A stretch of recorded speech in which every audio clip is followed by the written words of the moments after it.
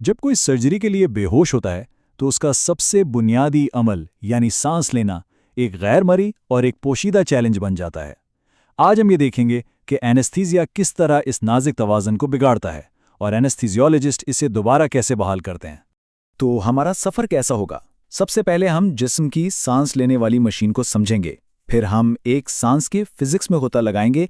ये देखेंगे कि एनेस्थीसिया इस पूरे सिस्टम को कैसे बदल देता है, जिससे गैसों के तबादले में मसाइल पैदा होते हैं। और आखिर में हम देखेंगे कि इस तवाज़ुन को दोबारा कैसे कायम किया जाता है। सबसे पहले हमें उस मशीन को समझना होगा जिसके साथ हम काम कर रहे हैं। तो हिस्सा 1, जिस्म की सांस लेने वाली मशीन की साख्त। शुरू करने से पहले एक सवाल पर गौर करें। आखिर क्लिनिकल प्रोसीजर्स जैसे कि सर्जरी के दौरान सांस की नाली की साख्त को समझना इतना जरूरी क्यों है? इसका जवाब हमारी अगली चंद स्लाइडों में छुपा है। हमारे सफ़र का आगाज़ होता है ट्रेकिया से। ये सिर्फ एक पाइप नहीं बल्कि हवा की मरकज़ी शाहराह है। ये तकरीबन 10 से 13 सेंटीमीटर लंबी है और इसका इख्तिताम करीना नामी एक अहम मोड़ पर होता है, जहां से रास्ता 2 फेफड़ों में तकसीम हो जाता है। और यही वो जगह जहां एनाटमी जिंदगी और मौत का मसला बन जाती है। दायां ब्रोंकस ज़्यादा सीधा होता है, जिसका मतलब है कि इंट्यूबेशन ट्यूब गलती से सीधी उसी में जा सकती है। नतीजा, सिर्फ दायां फेफड़ा हवा हासिल करता है जबकि बायां बेकार हो जाता है। ये एक फौरी और ख़तरनाक पेचीदगी है। चलिए अब आगे बढ़ते हैं और देखते हैं कि ये साख्तें काम कैसे करती हैं।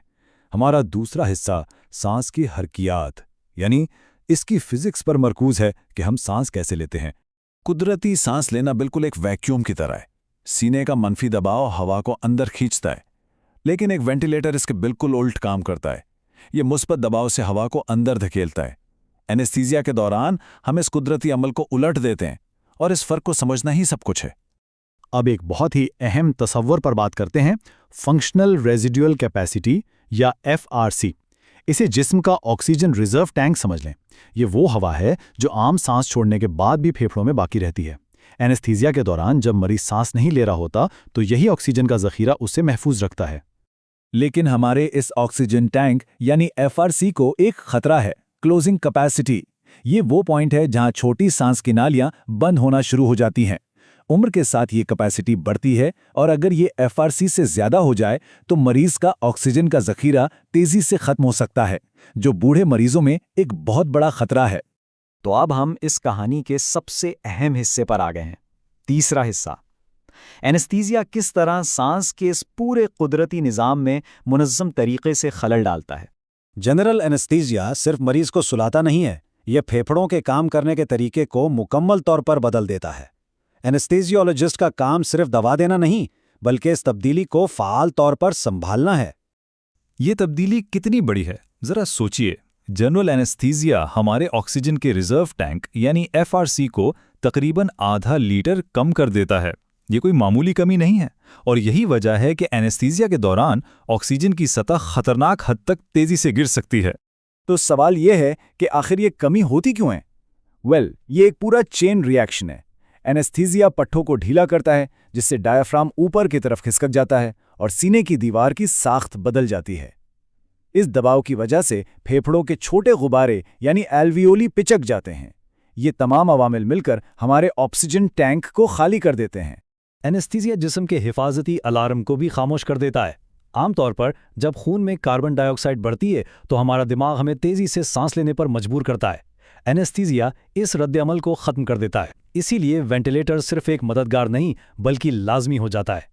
इन तब्दीलियों का बराह रास्त नतीजा गैसों के तबादले पर पड़ता है। चौथे हिस्से में हम देखेंगे कि वेंटिलेशन और खून के बहाव के दरमियान एक मिसमैच या अदम मुताबिकत कैसे पैदा होती है। मुअस्सर सांस के लिए हवा को खून से मिलना चाहिए। इस तवाज़ुन को V/Q रेशियो से मापा जाता है, जहां V वेंटिलेशन यानी हवा का आना है और Q परफ्यूजन यानी खून का बहाव है। मिसाली तौर पर यह तनासुब 0.8 होता है। यह सेहतमंद फेफड़ों का गोल्ड स्टैंडर्ड है। शंट एक ऐसी सूरत हाल है जब जिस्म का गंदा खून यानी जिसमें ऑक्सीजन कम है फेफड़ों से गुजरे बगैर ही साफ खून की सप्लाई में शामिल हो जाता है। जाहिर है इससे पूरे जिस्म में ऑक्सीजन की सतह कम हो जाती है। और यही एनेस्थीसिया का सबसे बड़ा चैलेंज है। फेफड़ों के पिचकने की वजह से एनेस्थीसिया इस शंट को 5 से 10% तक बढ़ा देता है। ये वो खून है जो ऑक्सीजन हासिल करने से कासिर है और यही वजह है कि सिर्फ ज़्यादा ऑक्सीजन देना मसले का हल नहीं है। अगर खून हवा से मिल ही नहीं रहा तो ऑक्सीजन की मिकदार बढ़ाने का कोई फायदा नहीं। तो इन तमाम चैलेंजेस का मुकाबला कैसे किया जाता है? हमारा आखिरी हिस्सा उन हिकमत अमलियों और आलात पर है जो एनेस्थीजियोलॉजिस्ट सांस के इस बिगड़े हुए तवाज़ुन को बहाल करने के लिए इस्तेमाल करते हैं। एनेस्थीजियोलॉजिस्ट का टूल किट एक नाजुक तवाज़ुन कायम करने के बारे में है। वो FiO2 यानी दी जाने वाली ऑक्सीजन की मिकदार को बढ़ाते हैं, लेकिन एहतियात से, क्योंकि बहुत ज़्यादा ऑक्सीजन भी नुकसानदेह हो सकती है। वो PEP का इस्तेमाल करते हैं। ये एक मुसलसल दबाव है जो पिचके हुए फेफड़ों को खुला रखता है, और वो वेंटिलेशन को मुसलसल एडजस्ट करते हैं ताकि हर सांस के साथ गैसों का तबादला बेहतर से बेहतर हो। और आखिर में ये सब एक बुनियादी हकीकत पर आ जाता है। मसला सिर्फ हवा को फेफड़ों में पहुंचाना नहीं है। जैसा कि ये इक्तिबास हमें याद दिलाता है कि O2 की मुंतकली में सबसे अहम रुकावट इसका हीमोग्लोबिन के साथ जुड़ना है। ये एक याद दहानी है कि ऑक्सीजनेशन एक पेचीदा हयातियाती अमल है, ना कि सिर्फ एक मैकेनिकल अमल। तो आखिर में एक सवाल सोचने के लिए, जब हम इन तमाम गैर मरई तब्दीलियों को समझते हैं जो एनेस्थीसिया सांस के निज़ाम में लाता है, तो क्या सर्जरी के दौरान सिर्फ सांस लेने का तसव्वुर पहले जैसा रहता है?